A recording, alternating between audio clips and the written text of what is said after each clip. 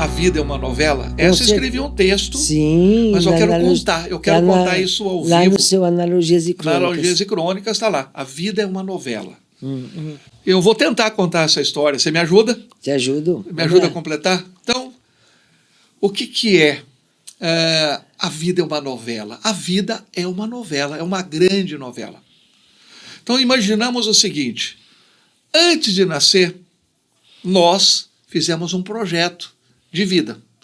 Tá? Então, quem já conhece mais ou menos, ou quem já participou, ou quem assiste uma novela, ou assiste um filme, nós vamos ver que lá atrás, nos bastidores, assim como nós estamos aqui com os bastidores, os meninos são fantásticos, o César, Aliás, a equipe da Marralo é da fantástica, Marralo é né? brincadeira, estão filmando, estão acompanhando.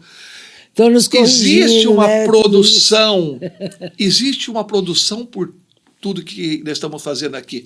Por trás existe uma produção. Então vamos lá. A vida é uma novela. Antes de nós nascermos, nós passamos então por uma série de estudos. Estudamos, equipe. É fantástico a história por trás disso tudo, por trás de quando nós chegamos aqui na vida. Então, antes de nós nascermos, antes de nascer, eu estava fazendo um curso fantástico. Né? Encontrei pessoas bacanas lá, viu? Antes de nascer. Então, estudei na escola, depois fui na universidade, né, em vidas passadas. Encontrei pessoas bacanas. E no intervalo, né, entre uma vida e outra, no plano maior. No plano maior. Tá? Então, todo ali, o projeto é feito aí pelo grande todo conselho. mundo passa, vocês também. Todos passam por esse início, essa preparação para vir aqui na Terra, para entrar na novela. Muito bem. Eu encontrei um cara, encontrei o Brad Pitt quando estava fazendo o curso. O cara veio depois de mim. Eu quis pegar o papel dele, ele falou, não, desculpa, o papel é meu. Eu fiquei tão chateado. Tive também ali, estudando, o Tarcísio Meira. Não consegui. E olha que lá, sabe quem eram os meus professores? Eu tive lá gente bacana. Eu tive ali o Dias Gomes, fantástico. Janete Claire também estava lá participando, né, da preparação da novela. Da novela. Bom, muito bem. O que nós fizemos lá atrás, antes de nascer? A escolha do nosso papel, o nosso personagem da novela. Nós criamos um personagem. Escolhemos o personagem, estudamos esse personagem. Então, depois que nós estudamos bastante, nos passamos, o diretor vira lá, amanhã você vai nascer, amanhã você vai entrar na novela, hein? Determinado capítulo. 10 de março de 1955, no dia 9 me avisaram que no dia 10 de março de 55, o Jaime ia entrar na novela. E o Jaime nasceu. Descobri depois por que a gente chora tanto. Sabe por que chora bastante? Porque você chega no primeiro dia da novela, você olha em volta, quem são esses caras? Quem são esses outros personagens que estão aqui? Qual é o meu papel da novela? Cadê meu script? Não veio junto.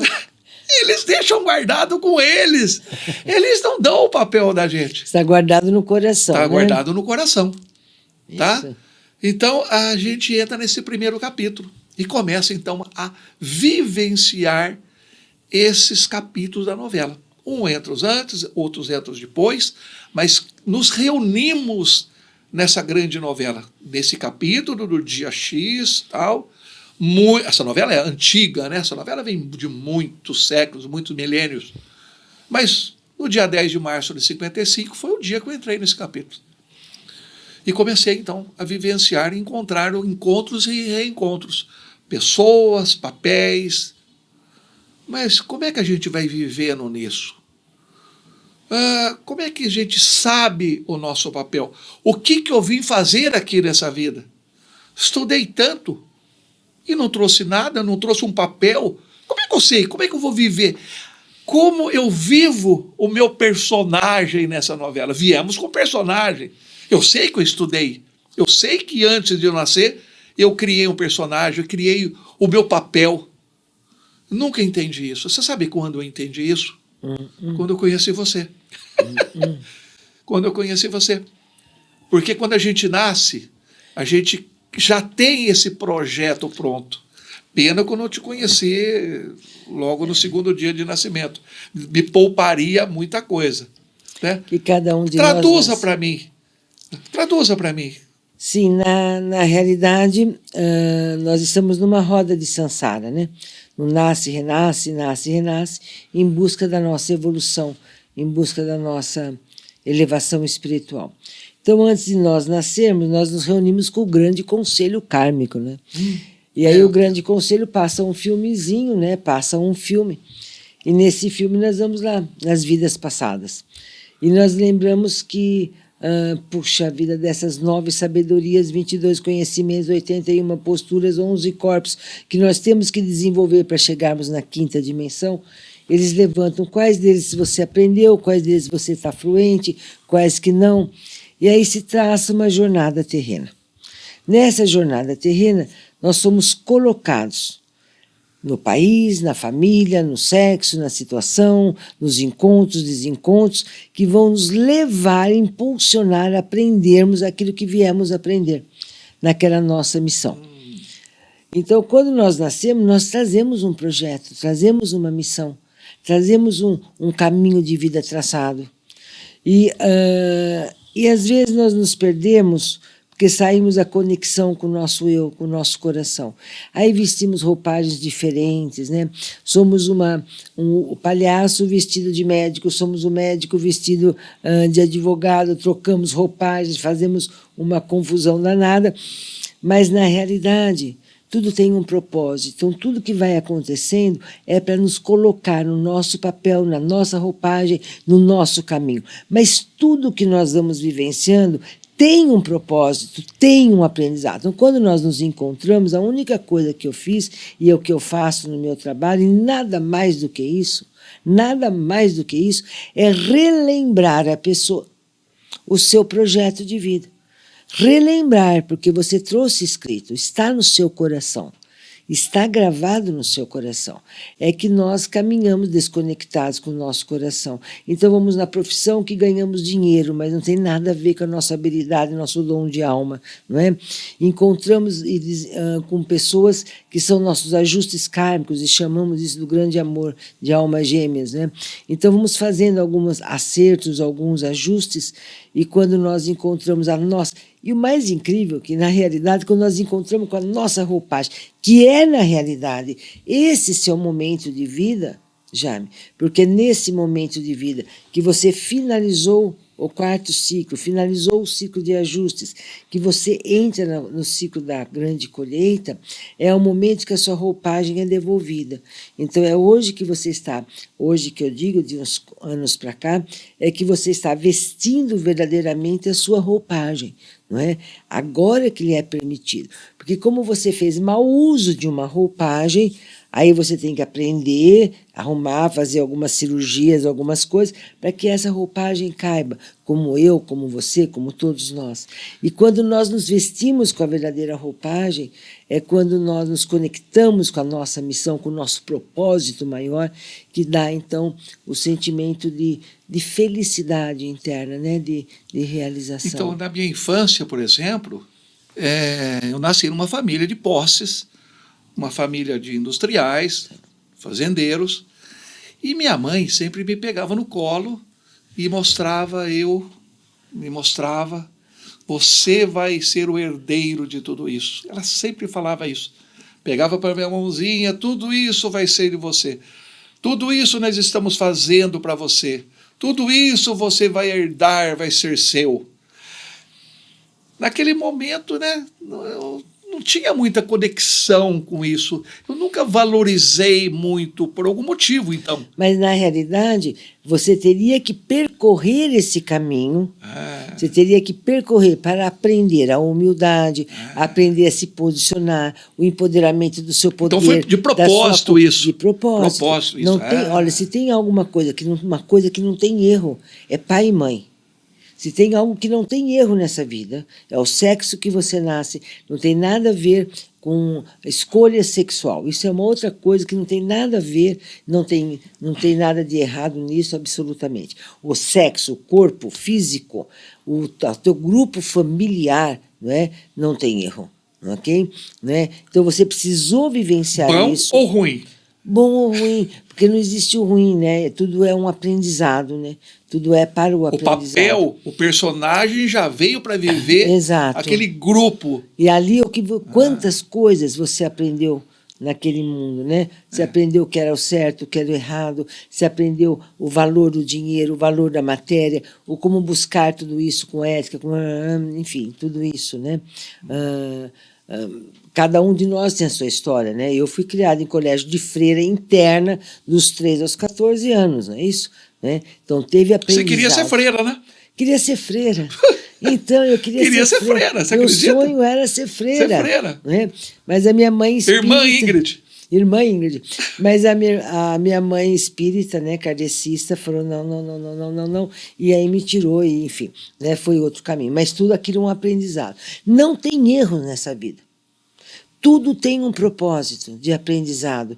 Tudo vem para nós nos elevarmos. Por isso que então a vida é realmente uma novela. Uma novela. É uma novela. Por isso que às vezes um camarada nasce, ele se torna um médico. Quantos médicos que porque o papai, a mamãe, olha, meu filho, você vai ser um advogado que nem o papai. Não, a filha vira a mamãe e fala assim, você vai ser uma dentista que nem a sua tia. O cara se torna um médico e depois ele vira um jogador de futebol. Esse médico que ele teve que ser foi porque ele tinha que vivenciar isso para os aprendizados dele. Aí depois ele encontra o talento de alma, o dom de alma. O dom de alma, talento de alma. Nos cases que a gente vai comentar muito, eu tenho um executivo aí. Você vai contar tudo isso, não vai? Sim. Teve um executivo. Tem casos, por exemplo, de um executivo, de muito sucesso, e que hoje ele largou tudo isso e vai ser fotógrafo, que é o dom da alma dele. Mas tudo que ele tinha que aprender, então você tem os aprendizados do ego para você encontrar com o seu dom, com o seu talento de alma. Algumas pessoas têm no seu projeto de vida já entrar no seu talento de alma, no seu dom de alma, e outros não. Experienciam-se várias áreas, às vezes antes de encontrar a sua. É uma novela mesmo, foi novela. Escrito, foi planejado. Agora, nós temos o livre-arbítrio, nós não somos marionetes do destino, Nós temos o livre-arbítrio. Como nós iremos lidar com a situação? Como iremos pensar, sentir e agir? É uma escolha do livre-arbítrio. E aí você tem consequência. O duro é que nós queremos fazer escolhas e não arcarmos com as consequências, Eu acho uma delícia fazer escolha e não arcar com as consequências. Não tem como. E como é que pode? Você sabe o que eu acho mais incrível? É passar toda uma vida como filho de industrial, fazendeiro, passar por um monte de histórias, passar por situações de todo tipo. Eu fiz tanta coisa. E, de repente, eu venho descobrir, depois de uma certa idade, que não é certa, não, depois de muita idade, eu vim descobrir que eu virei, que eu sou, não é que eu virei, eu sou um escritor. Se você pega o seu projeto de vida, você... já estava preparado lá atrás, então. Seria um artista de palco, Você seria um artista de palco, O escritor, o artista, enfim, esse é o seu dom, o seu Mas eu talento nunca imaginei que eu seria isso, Sim, que eu poderia escrever. Você teria que aprender, através de todo esse aprendizado, olha o que você... Hoje, você trabalhou em você.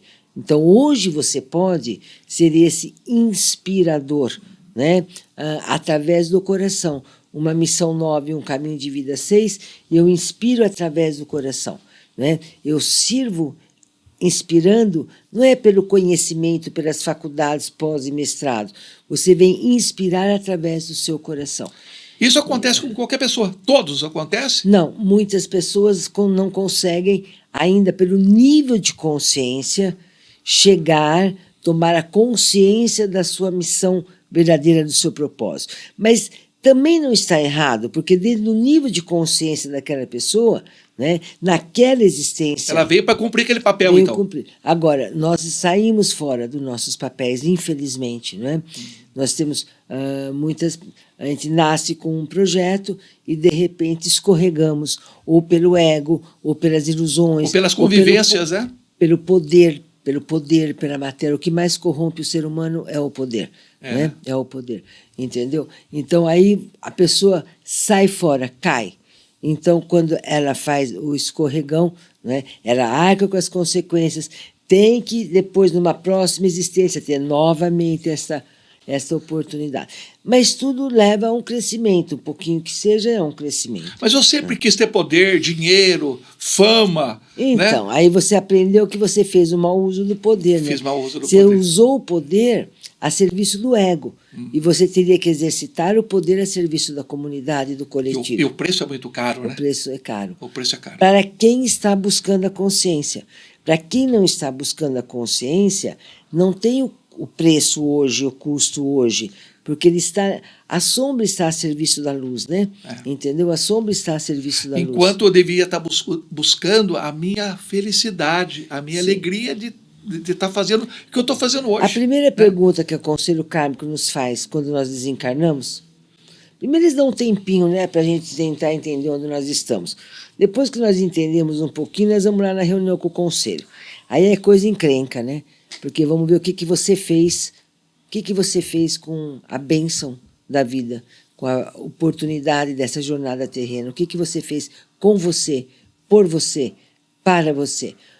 E a primeira pergunta é, você se fez feliz, não a felicidade ilusória, né, no iate maravilhoso, né, mas a felicidade é quando você está dentro do seu propósito, daquilo que faz sentido para a sua alma. É a primeira pergunta que eles nos fazem. Mas é caro, né?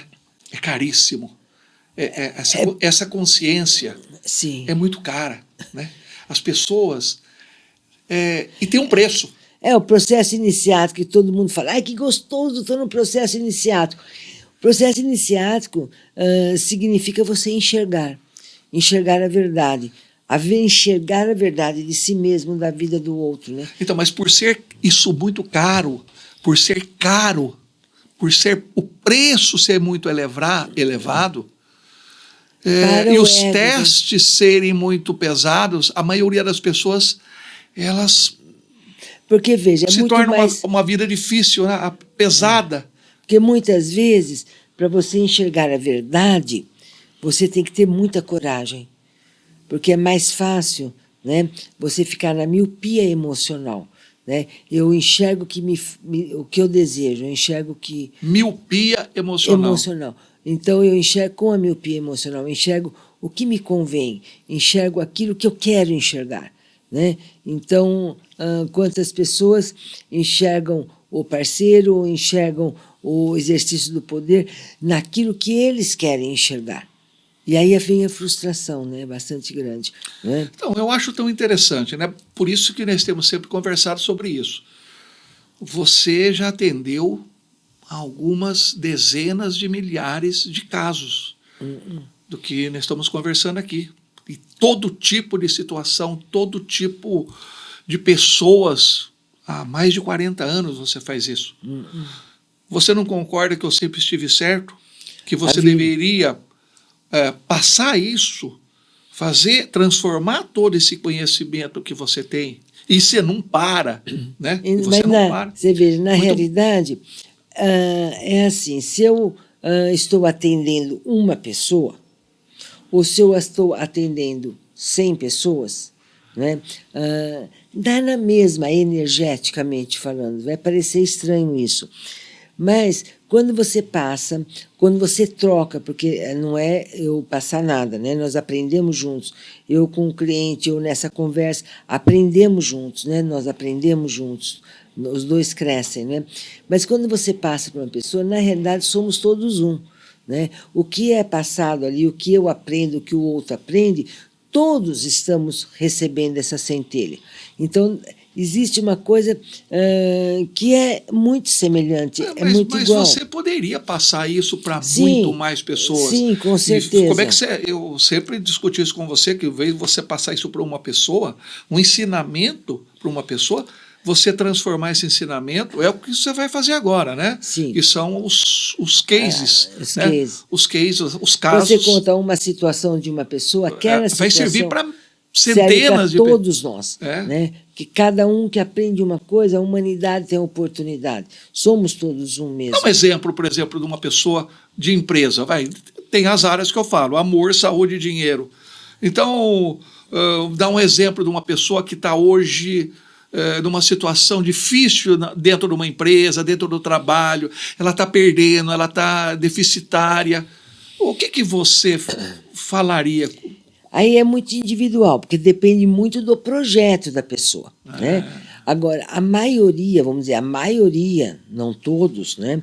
Às vezes estão no mundo que elas estão sofrendo naquele mundo corporativo. Por exemplo, um exemplo, a pessoa está sofrendo muito naquele mundo corporativo, não é? Então ela se sente menos, ela se sente preterida, desvalorizada, e ela sofre com aquilo, não é?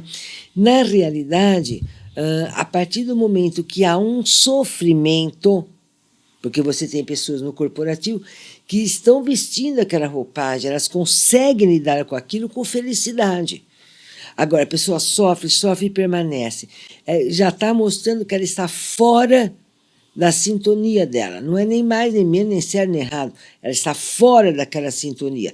Ela teria que ter a coragem de buscar um outro caminho, né? Mas aí existe o medo, as crenças limitantes, os padrões negativos. Eu não sou capaz, aí eu não vou sobreviver, e aquele monte de coisa que a aprisiona naquilo, entende? Tem muita gente passando por isso. Muita gente, né? Porque hoje nós estamos sendo convidados a estarmos no propósito da nossa alma. Se o propósito é o mundo corporativo, se é o mundo do direito, se é o mundo da saúde, não importa, mas nós estamos sendo convidados a estarmos no nosso propósito de alma. Então, cabe a cada um se perguntar: isto me faz feliz? Isso me impulsiona a mostrar o meu melhor, não é? Eu me sinto... A minha alma sorri nisso que eu estou fazendo. Então, se a resposta for sim, continue. Se não, reflita. Mas o medo, as crenças, os padrões impedem muitas pessoas, né? E eu tenho, às vezes, pessoas que estão até gerando câncer, não é? Por um sofrimento atroz, mas falta coragem, autoconfiança. Uma vez, você tem um texto da Analogias e Crônicas, você tem um texto que você fala: para sermos felizes, temos que ter coragem, né? Temos que ter coragem para sermos felizes. E é real, né? Para nós sermos felizes, nós temos que ter coragem de romper. E num segundo, nesse minuto, nós temos 1000 escolhas que podemos fazer. Podemos escolher ficar aqui, podemos escolher sair daqui, irmos para a praia, podemos escolher largar tudo isso e mudar. Em cada minuto da vida tem 1000 escolhas. Não é? Mas a coragem de fazermos escolhas e quebrarmos alguns padrões, não é? Tem que ter muita coragem, né? Então, você escreve esse texto, né? Para sermos felizes temos que ter coragem, e eu concordo plenamente com você nisso. Eu já prefiro usar o meu texto completo: fé, confiança, coragem e paciência. Isso. E corra! E corra que o bicho vem atrás.